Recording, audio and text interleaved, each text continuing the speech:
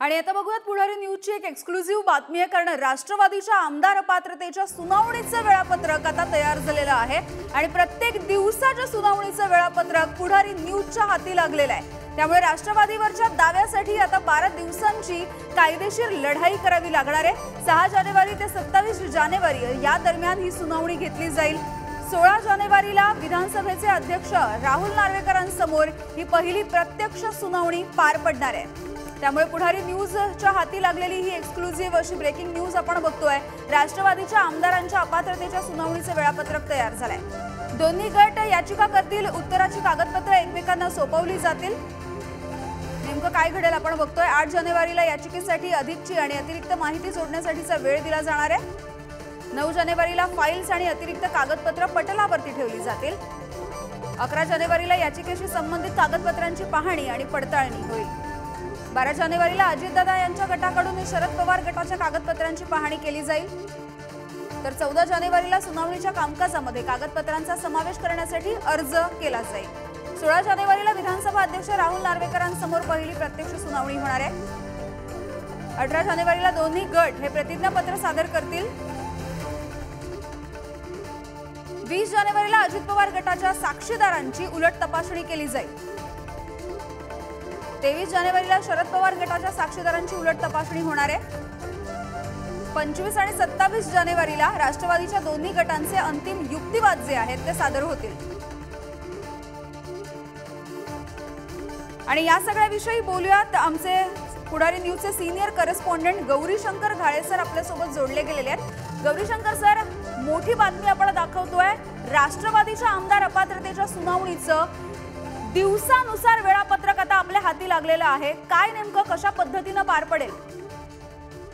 आपल्याला माहिती आहे की शिवसेनेच्या आमदारांची जी अपात्रता याचिका असते त्याचा कार्यक्रम कामकाज जवळपास 3 महिने चालला। पण सर्वोच्च न्यायालयाने राष्ट्रवादी काँग्रेसची जी याचिका आहे त्याचं कामकाज 31 जानेवारी पर्यंत पूर्ण करण्याचे आदेश विधानसभा अध्यक्ष राहुल नार्वेकरांना दिलेले आहेत। त्यामुळे वेळ कमी असल्यामुळे 27 जानेवारी पर्यंत कुठल्याही परिस्थितीत हे कामकाज पूर्ण करायचं या उद्देशाने विधानसभा अध्यक्षांनी हे कामकाज नक्की केलेलं आहे। याच्यामध्ये 6 जानेवारी पासून प्रत्यक्ष कामकाज जरी सुरू होणार असलं तरी ज्या युक्तिवाद असतील किंवा उलट तपासणी असतील याच्यासाठी अवघ्या 4 ते 5 दिवसांचं कामकाज आहे।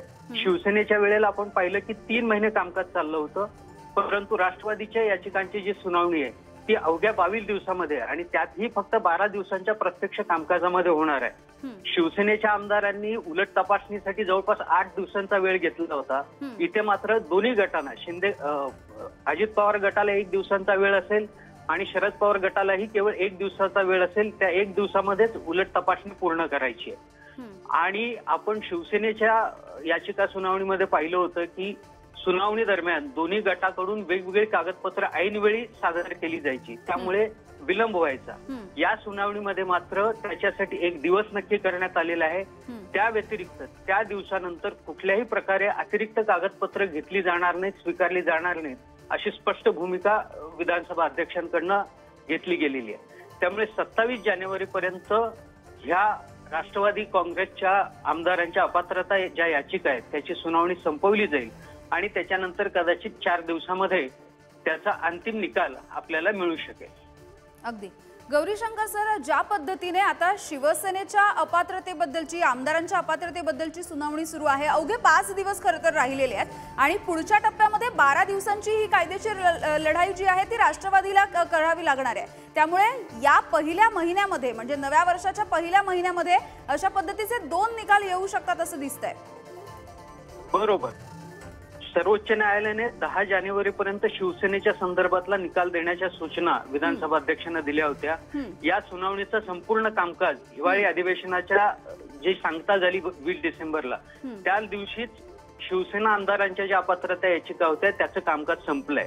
त्याच्यानंतरचा कालावधी हा निकालासाठी राखून ठेवला होता, कारण जवळपास 2 लाखांच्या वर कागदपत्र पुरावे त्या सुनावणीमध्ये तयार झाली होती। त्यामुळे ते सर्व कागदपत्रांचं वाचन पाहणी केल्यानंतर विधानसभा अध्यक्षांना निकाल द्यायचा आहे। त्यामुळे त्यांनी अतिरिक्त वेळ मागितला होता आणि 10 जानेवारीला ती वेळ संपते। त्यामुळे पुढच्या 5 दिवसामध्ये शिवसेनेच्या आमदार अपात्रता याचिकांवर आपल्याला निकाल पाहायला मिळू शकतो। आणि त्याच्यानंतर 6 जानेवारीपासून जो आता सुरू होईल राष्ट्रवादी काँग्रेसचा, त्याचं मात्र 22 दिवसामध्ये प्रत्यक्ष 12 दिवसांचं कामकाज करून विधानसभा अध्यक्षांना आपला निकाल द्यावा लागणार आहे. अगदी.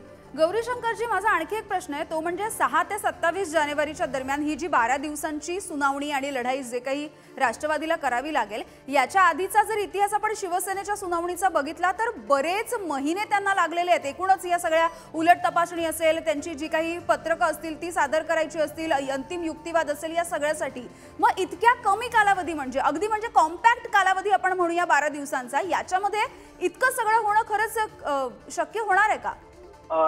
त्याच्यामध्ये मुख्य भाग असा होता, जेव्हा शिवसेना आमदारांच्या अपात्रता याचिकांची सुनावणी झाली, सर्वोच्च न्यायालयाने त्याची चौकट ठरवली होती, दिशानिर्देश दिलेले होते, वेळेचं बंधनही घातलं होतं. ती शिवसेनेची सुनावणी ही देशामध्ये एक प्रकारे पहिल्यांदाच अशा पद्धतीनं सुनावणी होत होती. त्यामुळे ती पहिली वेळ असल्यानं त्याला वेळ लागला, दोन्ही बाजूने युक्तिवाद होत होते. त्याचा जो एक प्रेसिडेन्स असतो तो सेट व्हायचा होता. पण आता शिवसेनेची जवळपास 3 महिन्यांची विधानसभा अध्यक्षांसमोरील सुनावणी संपलेली आहे. त्यामुळे कशा प्रकारे कामकाज करायचं याचं एक पद्धत, एक प्रक्रिया जवळपास निश्चित झाल्यासारखी झालेली आहे. त्यामुळे त्याच प्रक्रियेच्या आधारे आता पुढील राष्ट्रवादीची सुनावणी होणार आहे. त्यामुळे याला फारसा वेळ लागेल असं वाटत नाही. आणि ज्या पद्धतीनं शिवसेनेचे दोन्ही गट एकमेकांवर तुटून पडले होते, तितक्या आक्रमकपणे अद्याप तरी राष्ट्रवादीमध्ये असा संघर्ष आपल्याला पाहायला मिळत नाहीये.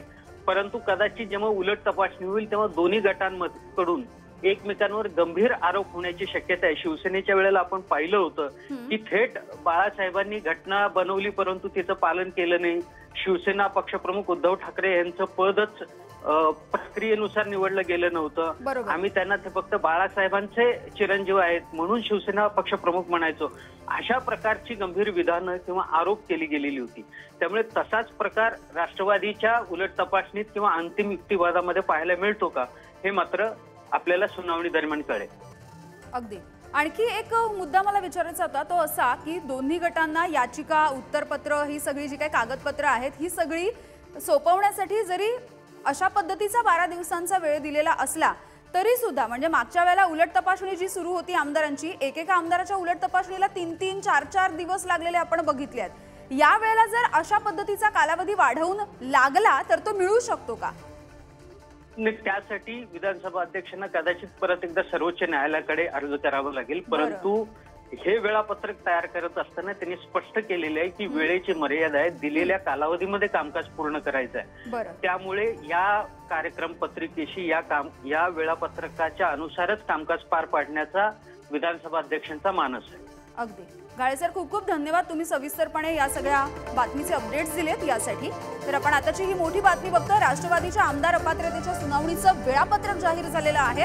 पुढारी न्यूजची एक्सक्लुझिव्ह बातमी आपण बघतोय आणि याविषयी बोलत आमचे प्रतिनिधी ओम देशमुख आपल्या सोबत आहेत. ओम, आपण बघतोय ही जी सुनावणी आहे 6 ते 27 जानेवारीच्या दरम्यान होणार आहे. प्रत्येक दिवसाचं वेळापत्रक आता ठरलेलं आहे. काय अधिकची माहिती आहे तुमच्याकडे? बरोबर आहे. ज्याप्रमाणे आपले प्रतिनिधी गौरीशंकर घाले यांनी सांगितलं, 6 जानेवारीपासून 27 जानेवारीपर्यंत मर्यादित वेळेमध्ये ही सुनावणी करण्याचं खरं तर एक आव्हान विधानसभा अध्यक्ष असणार आहे. यापूर्वी ही सुनावणी एक अपवाद असेल, कारण यापूर्वीची आपण शिवसेनेची सुनावणी जर पाहिली तर त्याला कुठलंही वेळेचं बंधन तसं खऱ्या अर्थाने राहिलं नव्हतं. सर्वोच्च न्यायालयाने वारंवार सांगितल्यानंतर याबाबत एक निश्चित असं वेळापत्रक ठरलं होतं. त्यामुळे आता शिवसेनेचा निकाल लागण्यापूर्वी ही सुनावणी सुरू होत असल्यामुळे नक्कीच राजकीय घडामोडी घडू शकतात असं आपण सध्या तरी म्हणू शकतो. अगदी. ओम, राष्ट्रवादीमधून कोणाच्या काही प्रतिक्रिया येत आहेत का या सुनावणीबद्दल, हे वेळापत्रक तयार झाल्याबद्दल? अद्याप आपल्याकडे कुणीही प्रतिक्रिया व्यक्त केलेली नाहीये. मात्र दिवसभरात याबाबत निश्चित स्वरूपात दोन्ही गटाकडनं प्रतिक्रिया व्यक्त केल्या जाऊ शकतात. अगदी ठीक आहे. धन्यवाद ओम या माहितीसाठी.